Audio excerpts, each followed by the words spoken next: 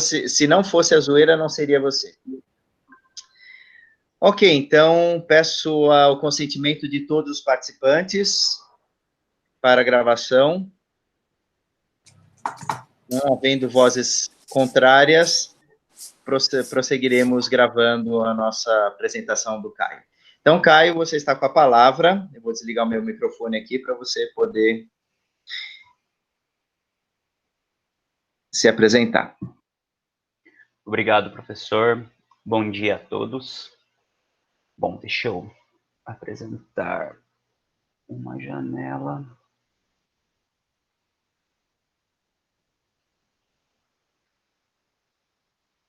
Só um minuto, ele não quer deixar eu apresentar o slide.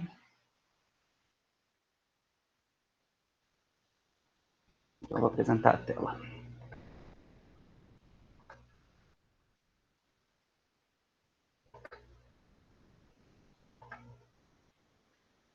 Vocês estão vendo o slide? Alguém pode me responder? Sim, obrigado. Estamos. Que eu não estou vendo ninguém, que a minha tela está no slide. Bom, pessoal, esse é um trabalho que não está completo, vocês perceberam no texto, né? A gente começou a fazer um levantamento dessas revistas, e esse título provisório, né, até no arquivo estão 2 títulos, mas a gente deixou, enquanto isso, como Guitar News, a visibilidade do violão brasileiro em um periódico inglês. Bom, a gente encontrou essa revista na busca de dados biográficos para a minha dissertação, né, do compositor que eu estou trabalhando, o Isaías Sávio. Então, nós temos 2 trabalhos que têm uma nota biográfica dele, uma nota biográfica não muito grande, né? E esses 2 trabalhos têm uma base em uma revista brasileira, né? Uma nota biográfica escrita de quando o Sávio era vivo e ele colaborava para essa revista. Então, essa é o documento assim que tem com a biografia dele. E para não repetir o que já está sendo falado em 2 dissertações, a gente começou a procurar por revistas, né, periódicos, e aí eu acabei encontrando esse site que eu vou mostrar para vocês. Aproveitar que está compartilhando a tela, eu deixei ele aberto. Tem diversos... Está dando para ver o site? Ou está no slide ainda? Estamos vendo. Beleza. Tem diversos periódicos de todo o mundo, assim, ó, tem periódicos do Japão, da Rússia, e jornais, né, revistas. E eu comecei a buscar nesses periódicos, fazer a pesquisa pelo nome. E essa Guitar News apareceu, teve algumas ocorrências, né, sempre no site fica ocorrências da pesquisa, tanto, né, algumas do nome do Sávio. E aí comecei a procurar dentro, né, abrir os arquivos, e foi encontrado diversos nomes do violão brasileiro, assim, no periódico, numa revista inglesa, né. Bom, essa revista tem publicações bimestrais, né, ela é publicada na Inglaterra, e ela foi publicada entre 1951 e 1973. E a primeira edição, né, diz que a Guitar News apresentará relatórios de atividades recentes no mundo do violão e dará informações sobre músicas publicadas, fabricantes de violões, etc. Contém artigos curtos e esboços biográficos de violonistas contemporâneos. Convidamos a cooperação e companheirismo de todos os verdadeiros amigos do violão. A gente não pode afirmar, mas a gente acredita que a Associação de São Paulo de Violão, né, que Isaías Sávio, até esse nome, que iniciou, que fundou essa associação que colaborava com a revista, né. Então, o Flávio o professor Flávio me fez uma provocação na semana passada, né, a gente tem ainda uma grande fragilidade nessas considerações finais desse trabalho, e aí ele me cutucou, assim, da questão do violão clássico, né, por que não entra na revista o o violão popular, cadê os outros músicos, né? E aí eu fui, depois do nosso encontro, né, da nossa reunião semana passada, eu procurei sobre isso, e justamente nessa primeira edição tem esse texto, eu não vou ler, é um texto longo, não está no artigo, mas por que é a Classic Guitar Association, né? Eles colocam por que o clássico. E esse trechinho em vermelho dá para a gente perceber de forma bem clara que eles não querem outra coisa, né? É que ficamos enojados quando algum comediante ou tocador de palheta desinformado chama seu violão de jazz de guitarra espanhola. E aqui ele está defendendo que esse violão clássico foi conhecido sempre como guitarra espanhola, e eles acham isso apropriado. E eles vão justificar por que o termo clássico. E aqui é uma porrada na música popular, né? A forma como eles abordam isso no texto. Super tradicional. Bom, se vocês olharem no artigo, tá lá o inserir tabela, porque é uma tabela grande, eu não consegui formatar ela ainda para colocar no trabalho, mas esse foi o primeiro passo, né? Organizar em quais edições estão os nomes de violonistas brasileiros, né? O ano da edição. Aqui, no terceiro, a matéria, ou as matérias em cada edição, né? E o último tópico ali são as capas, né? Onde existem violonistas brasileiros na capa das revistas. E a partir desse levantamento, a gente começou a organizar, né? Como que vai ficar? Se vai ser por quantidade de aparições, né? Termo ruim, mas a quantidade de vezes que o nome aparece na revista, como isso seria organizado, e a gente acabou optando por organizar isso pela região de cada um, como grandes regiões, colocando São Paulo e Rio de Janeiro, né? Que, se não todos, são a maioria dos nomes que aparecem ali. Bom, a gente, voltando aqui, ainda não está no texto, mas Heitor Villa-Lobos, por exemplo, tem algumas coisas sobre ele, a gente não colocou porque não se trata do violonista, né, mas das obras editadas, dos festivais que levavam seu nome, dos eventos, né. E, por exemplo, se a gente olhar aqui o 105, não sei se dá para ver meu mouse, tem o Odair e Sérgio Assad, né, o do Assad, eu não coloquei porque tem apenas uma, e algumas outras pequenas, como uma cidade da universidade, mas assim, são uma ou duas edições que tem algo sobre o Brasil que não foram acrescentadas no texto. E aí eu já peço a sugestão se a gente acrescenta isso ou não. Bom, em São Paulo, a gente tem os nomes Maria Lívia São Marcos, Carlos Barbosa Lima, Isaías Sávio e Ronoel Simões. Uma coisa, fazendo aqui para a apresentação, eu já percebi que talvez a organização do texto esteja errada por ano, né, por data, porque eu já vou, aqui na apresentação eu coloquei as datas corretas. No Rio de Janeiro, Turíbio Santos, Jodacil Damasceno e do Abreu.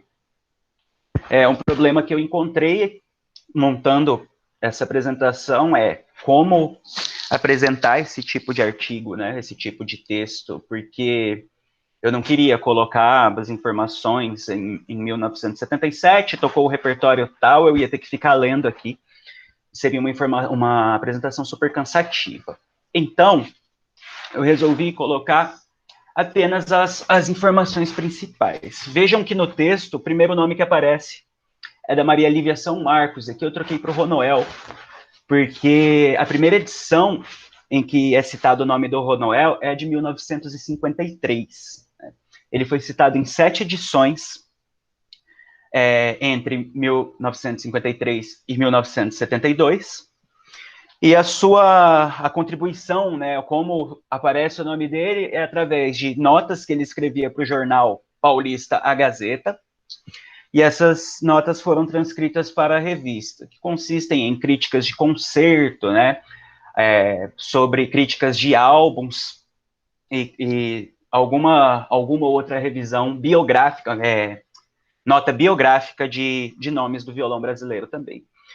O acervo de gravações e partituras dele é muito citado como o maior acervo do Brasil, né? Eles sempre colocam dessa forma sensacionalista em revistas, né? O grandioso acervo de Ronoel Simões. E ele gravou diversos programas de rádio para uma rádio de São Paulo que não é citado o nome. Mas em 72, na edição de 72, fala que o Ronoel já tinha gravado mais de 700 programas, onde ele utiliza essas gravações que ele tem, né, álbuns ou gravações caseiras que ele fazia, e apresenta em um programa de rádio. A revista trata isso como o Ronoel explorando o nome do violão no Brasil, né, que não era tão citado o violão de tradição europeia, né, esse violão clássico, e o Ronoel difundindo esse nome pelo país. O segundo nome é Isaías Sávio. Isso consta na biografia dele, que tem da nota biográfica que tem na revista, mas ele é uruguaio, passou a viver no Brasil em 1931, e ele começa a ser publicado o nome dele em 1953. Sempre tem um delayzinho de tempo, assim, uma informação, por exemplo, de um concerto que aconteceu em 52, ele vai aparecer na revista em 1953, né? E assim por diante. Geralmente é um delay de um ano ou menos. Quando são os concertos internacionais, eles aparecem mais rápido, obviamente, porque a informação já estava ali, né? Os concertos da Inglaterra estão na revista no mesmo mês, assim, que ocorreu o concerto. Enquanto essas atividades no Brasil, elas têm esse delayzinho de um ano. Bom, o nome do Isaías Sávio aparece em 6 edições, entre 1953 e 1963. Ele é muito citado como esse nome que ajudou a difundir o repertório do violão no Brasil, o repertório europeu, né, o repertório de concerto. E ele traz métodos para violão, né? Ele organizou novos métodos. E cita também os concertos que ele deu em um curto período de tempo e várias premiações que ele recebeu como educador. Premiações como o troféu, como um concerto realizado por alunos e amigos, aluno como a Maria Lívia foi aluna dele, e ela dedica um troféu de um concurso ao Sávio, o Barbosa Lima também, tá? Então, por isso que eu coloquei aqui premiações como educador, né, em sua prática pedagógica. Aqui a Maria Lívia, que no texto está o primeiro nome, ela já passou para o final, pois a sua primeira aparição na revista em 1956. Ela é a campeã, pois ela tem seu nome em 11 edições, 1956 até 68, e a maioria dessas edições trata de seus recitais, né, apresentações no Brasil e no exterior, as premiações que ela ganhou, como eu citei agora, uma tela dedica ao nome de Isaías Sávio.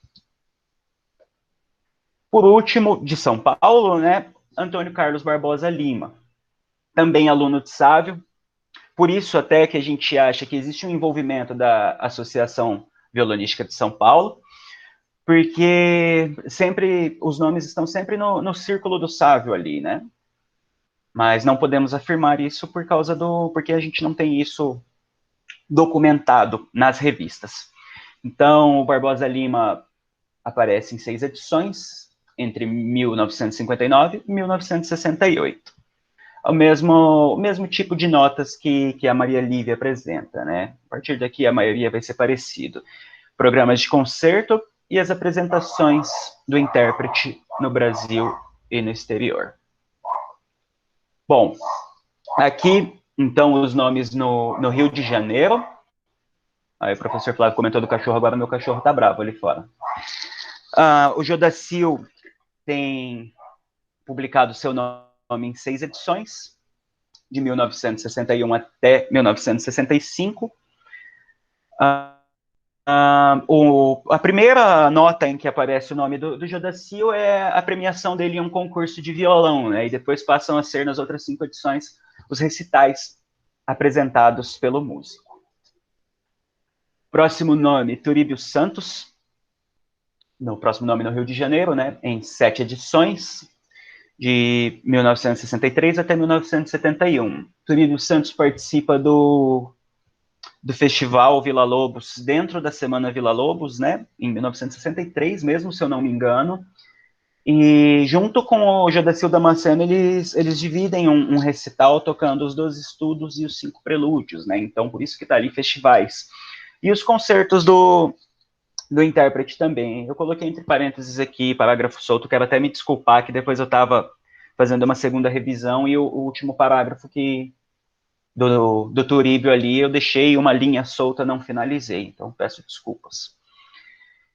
E o último nome colocado aqui é o do de violões, né, o do Abreu, que são os irmãos Sérgio e Eduardo Abreu, presentes em 5 edições, de 1967 até 1972, e todas as notas tratam dos seus concertos no Brasil e no exterior. As notas do Du sempre dão ênfase na dinâmica de apresentação deles, né, onde eles apresentavam, geralmente, Sérgio solo, Eduardo solo, e o Du no final, ou o Du abrindo, Sérgio solo, Eduardo solo, e o Du fechando. Então, a revista dá muita ênfase para essa dinâmica de concertos que o Du se apresentava.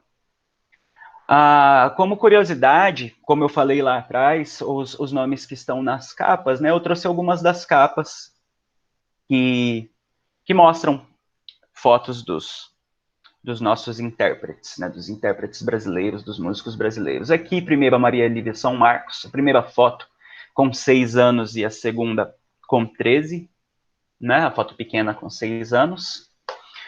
Aqui é Maria Lívia também, isso foi uma gravação de um quarteto de Boccherini, eu não me recordo o nome do quarteto de cordas aqui, que está junto com ela. Vila Lobos, que não foi citado no artigo, mas ele é capa de uma das revistas também. Turíbio Santos é o último da direita, né? A minha mensagem de compartilhamento está bem em cima, mas são os 4 vencedores, né? De um... Esse pode dizer que é um quarto de capa. Oi? A gente pode dizer que esse é um quarto de capa. Pois é, né? O Turíbio só o último da direita. E os outros 3 vencedores.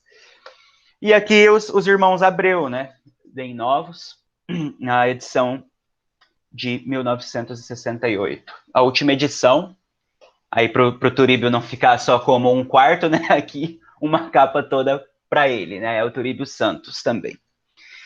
Então a gente traz no texto as informações, e confesso que... Deixa eu interromper o compartilhamento para poder ver vocês. Só um minuto. Confesso que fica um pouco difícil considerar, apesar de, para quem tem curiosidade de ler, pegar um artigo, não precisar montar tabela e procurar todas as informações edição por edição, são 117 edições da revista, né? Acaba facilitando um pouco, né, para essa busca de como era essa visibilidade do instrumento fora do país, pelo menos pela ótica de um periódico, né, que a gente pode acompanhar, assim, tendo isso documentado. Bom, foi essa apresentação, agradeço a paciência de todos por estar ouvindo. Ok, Caio, muito obrigado, foi excelente a tua exposição, acho que deu para a gente ter uma boa noção, né, do que foi essa ideia, do que está sendo a construção desse artigo. Eu gostaria de, então, iniciar o debate com os nossos colegas, para ouvir aí as possibilidades de melhoria, de contribuição, de, enfim, mudança de foco, sei lá, o que vier na cabeça de cada um de vocês. Eu vou, então, abrir aqui. Pode ser? Ok. É muito bacana sempre tudo que você se propõe a fazer, porque você é um cara sério e dedicado, né, naquilo que você realiza. Ontem li o teu artigo, eu acho que o que você falou no final justifica para a gente o fato de você poder trazer de uma forma mais direta, né, as informações acerca dessa visibilidade nesse periódico. Praticamente você reorganizou, fez uma compilação, trouxe para a gente ali de uma forma mais direta, quer dizer, melhora ali a história do violão para quem tiver interesse. Eu tinha entrado nesse site que você colocou, e também achei estranho o fato de você poder ter feito uma ordem que agora você justificou. Eu falei assim, mas por que ele foi por essa ordem, né? E não foi por aquela que está lá no periódico? Então, agora ficou bacana isso. Mas eu vou ser honestíssimo com você, o trabalho é bem feito e bem escrito, né? Mas tem um dado momento do trabalho que, na minha leitura, eu estou falando off, ok? Me canso de ler aquilo, porque fica algo que parece que se repete na trajetória de todos eles, com os dados que tocou. Eu acho que é importante aquilo, mas eu vou te dar uma sugestão, né? Você está trazendo aí a visibilidade do violão brasileiro em um periódico inglês. Se você ainda colocasse qual é a importância desses dados na literatura do violão nacional, você teria a possibilidade de poder comentar sobre esses personagens para nós aqui, e como isso foi relevante para o Brasil, baseado nessa visibilidade que você conseguiu aportar para nós lá. Eu acho que teria um dado que meio que interromperia aquela trajetória muito específica do seu artigo, acaba ficando técnico demais, e para uma leitura acaba ficando meio interessante. É uma visão minha. Eu achei que foi bem feito, mas eu traria dados ali, a gente pudesse fortalecer o que essa revista nos trouxe de visibilidade a respeito desses artistas, o que eles representaram para nós aqui. Eu acho que você enriqueceria o teu artigo nesse sentido. Bom, fica aqui a minha dica. Ótimo, Alfeu, sempre com sugestões, ideias muito pertinentes, obrigado. Demais colegas?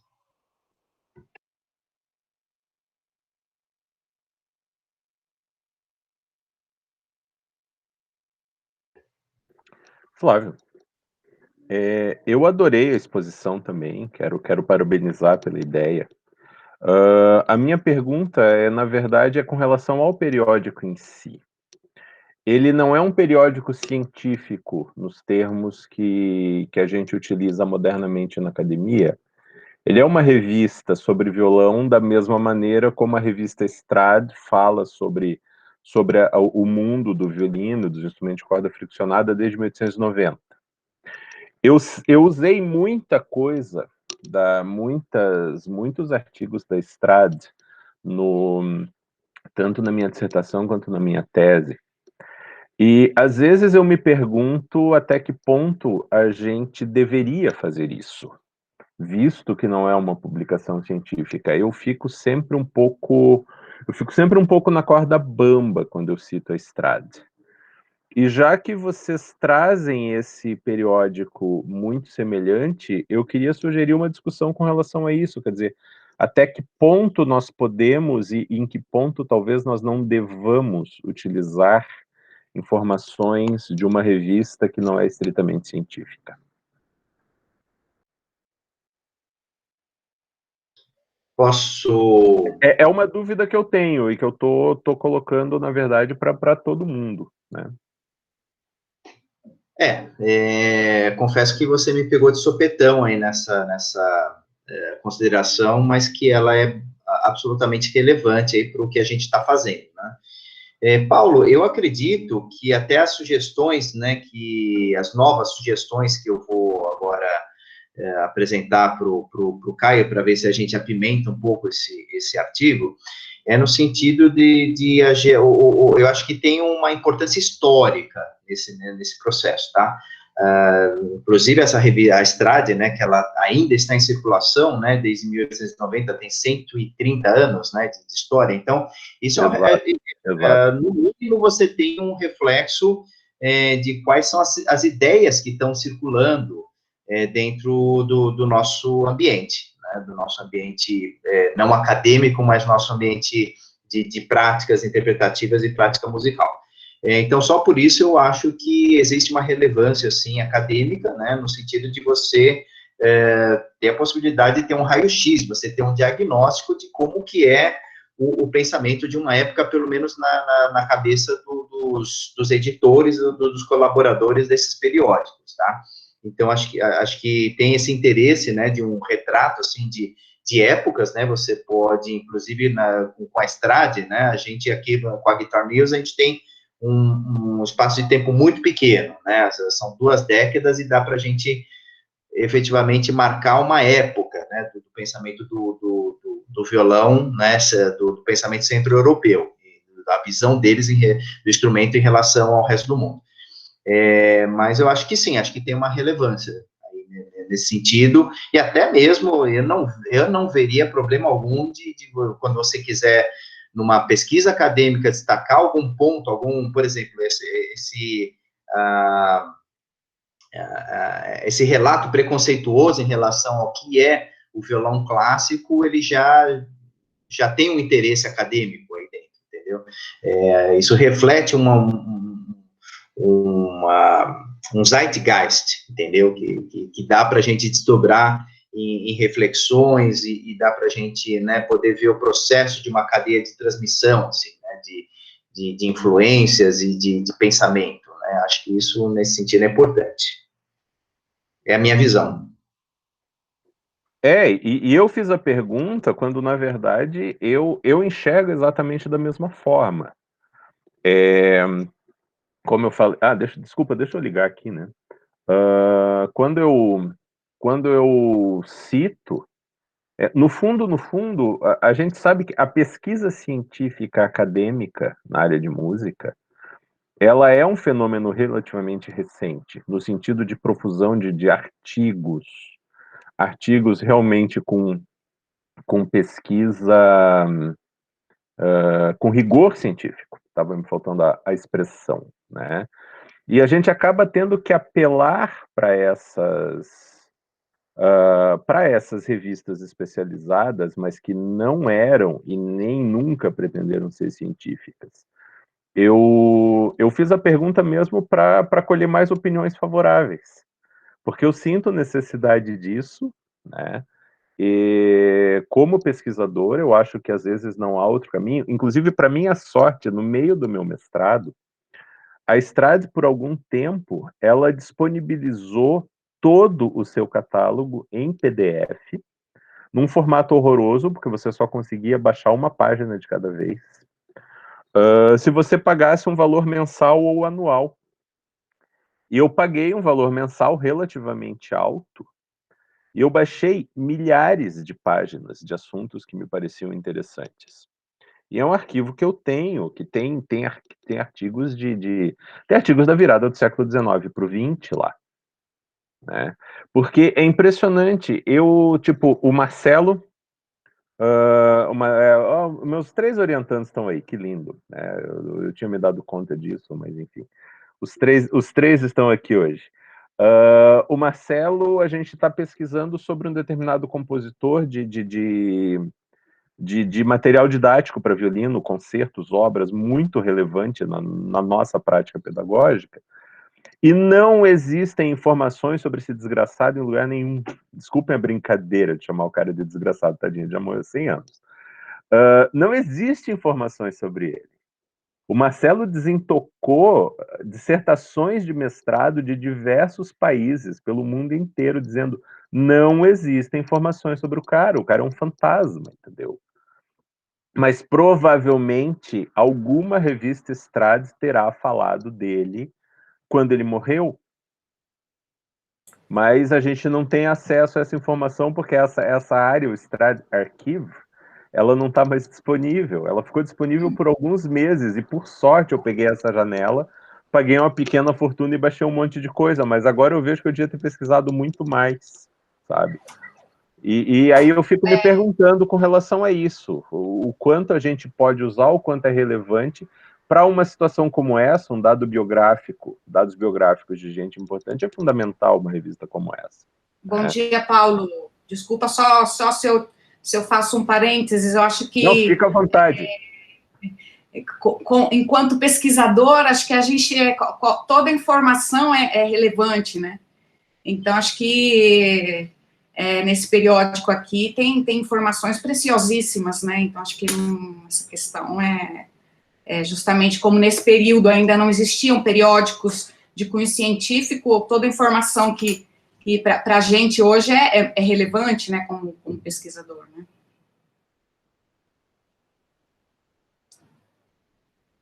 Era só isso que eu queria. Tá joia. Então, desculpa, eu realmente queria trazer essa discussão porque eu fico me perguntando se existe um limite, até que ponto, se a gente só deve usar esse tipo de informação em determinado contexto, ou se realmente a gente pode tratar essa informação como uma informação científica naquilo que a gente sinta necessidade. É uma inquietação minha que, baseado no trabalho, eu resolvi compartilhar com vocês apenas.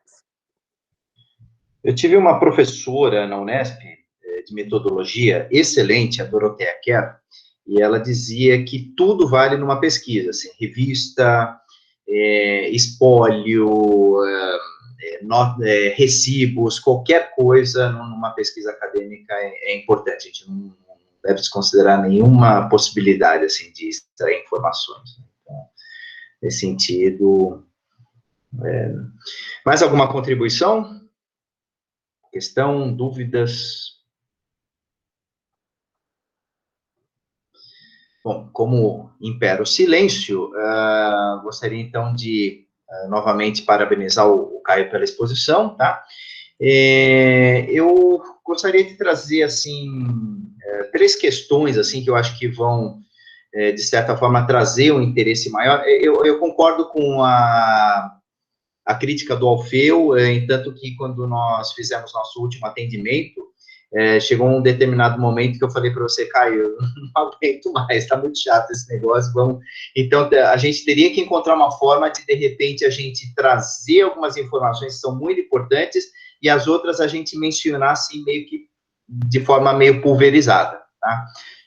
Vamos tentar encontrar esse equilíbrio. Mas, eu vou agora, né, mais ou menos tornar público a sugestão que eu fiz, e eu estou cada vez mais convencido de que esse artigo vai ficar bem mais interessante se a gente entrar por essa via. A gente consegue, claramente, ver nessas publicações da Guitar News, como que funciona esses sistemas sutis de dominação, né, cultural e, por que não, econômicas também, né? Afinal, é uma revista inglesa, né?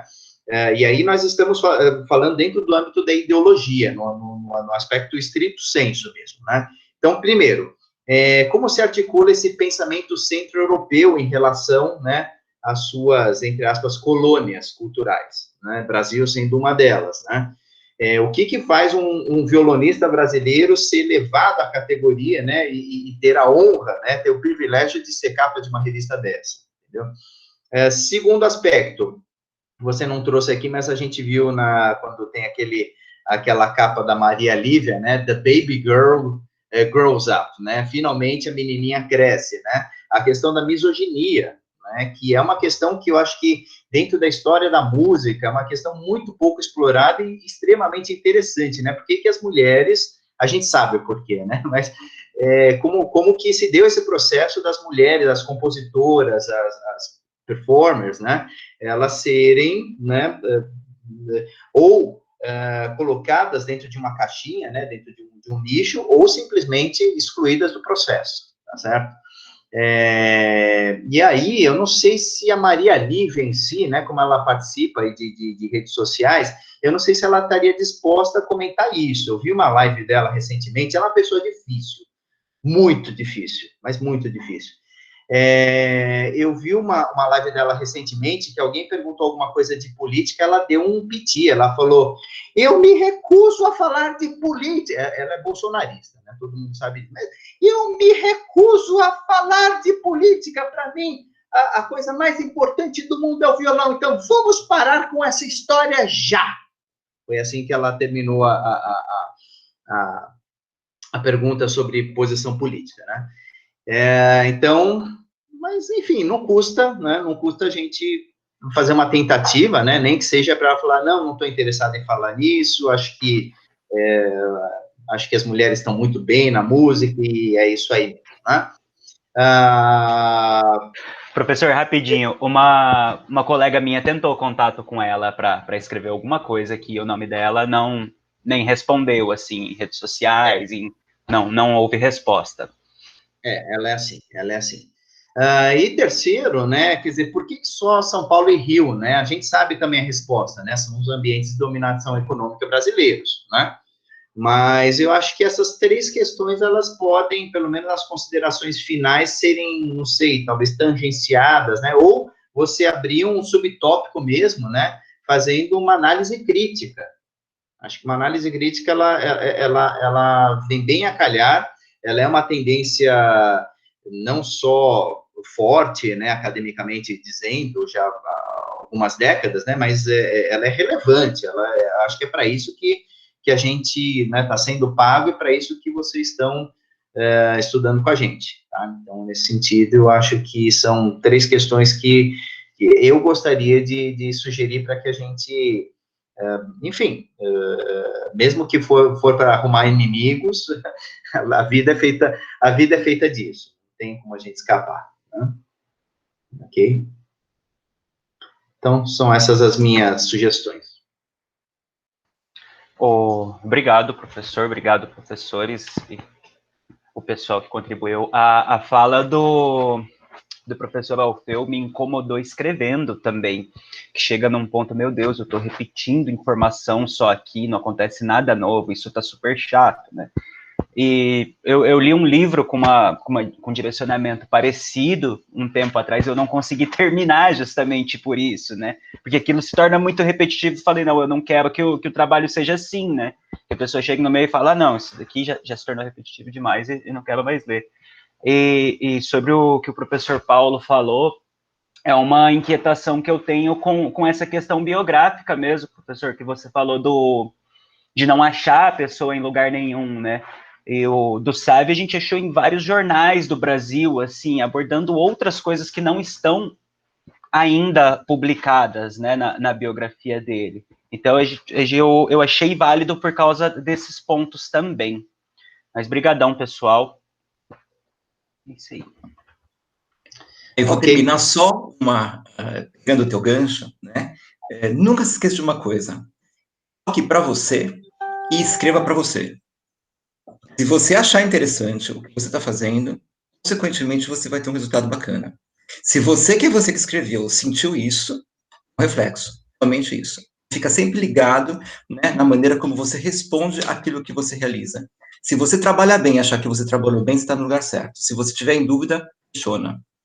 Né? É assim que eu acho que a vida direciona você para o caminho que você quer ter ali um resultado qualitativo. Ok? Um abraço, querido. Parabéns, viu? Maravilha. Então, vou finalizar a gravação aqui, interromper a gravação. Interromper a gravação.